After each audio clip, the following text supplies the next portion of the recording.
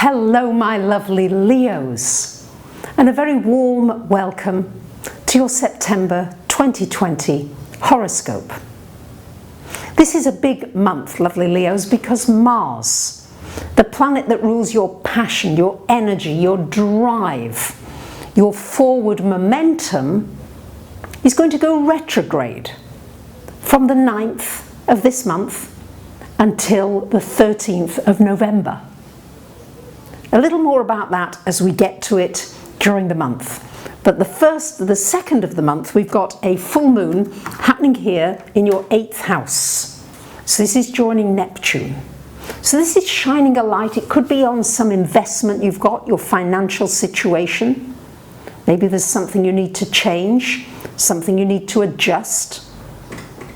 It's also shining a light on your fears, the things that are frightening you, the things that are causing you anxiety, and enabling you maybe to make some constructive changes so that you're not overrun by fear or emotions of the past things that have affected you.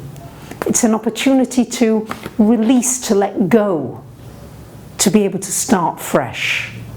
And the full moon here could mean something coming to a head, connected with an inheritance, connected with somebody else's money, somebody else's finances, somebody else maybe wanting to invest in you or do something in a partnership with you. And you'd be well advised to think carefully before jumping into something, especially with the Mars retro. Now on the 6th of the month, we've got Mercury coming to your 3rd house. Mercury in the 3rd is wonderful for studying, for learning, for sharing information, for communications of all kinds. It's really good for networking, for meeting your neighbours far and wide, because we're really all neighbours now. We're just learning that more and more. And on the 7th of the month, we have got Venus, woo-hoo-hoo, coming into your sign, lovely Leos. That's a beautiful placement for Venus. When it's in your sign, you're more popular. It's good for love, it's good for romance, it's good for harmony. It's good for pampering yourself, for doing anything that makes you feel good, that uplifts you, that puts a smile on your face. It's great for wearing colours, doing something that is bright. A sense of brightness can come into your life. But it's very important to remember to do things that you enjoy, that you love, that give you pleasure. That's what Venus is about in your 1st house, in your sign. It's lovely. And on the 9th of the month, we've got this Mars retrograde, as I said, until November 13th. And Mars retrograde in the 9th house, you might be coming back to some studies that you'd done a while ago. You might be revisiting something that you used to learn or study and say, hey, you know, I love this. Why did I drop it? I want to come back to it again. It's great for coming back to anything to do with your spiritual journey, bringing more spiritual meaning into your life. You might meet up with people that you used to know in the past. It's a time really to take your foot off the accelerator pedal and allow the divine energy to manifest what is for your highest good. And you might ask that. It's a time not to start new things, but it can be a good time for coming back to things and for completing things. And the Mars in the 9th, you know, you may want to travel, you may want to go off here and there and everywhere, and it might not be possible.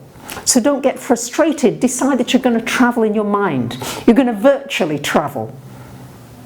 Because scientists have shown that there's no difference in terms of our physiology as to whether something is actually happening or whether it's on the virtual happening. So you might be exploring that a little more this month, this next couple of months. Now on the 17th, we've got a new moon happening in your 2nd house, joining the sun here. So new beginnings financially. There might be some good news financially. You might have a new business idea. You might decide, oh gosh, I really didn't realize I had this talent. Let me explore it a little more. Let me see how I can work on some of the things that I love and maybe create a business or some kind of an income using more of my talents. And Leos, you're super talented. Yes, don't hide yourselves under a bushel. Come on out. Yes. And on the 23rd of the month, the Sun comes to join Mercury in your 3rd house. And this great time for networking, connecting up with people from all over the place, teaching, sharing information, sharing useful things and tips that could be really helpful for people around you. Very powerful time. It's also a good time for working with your brain, your mind.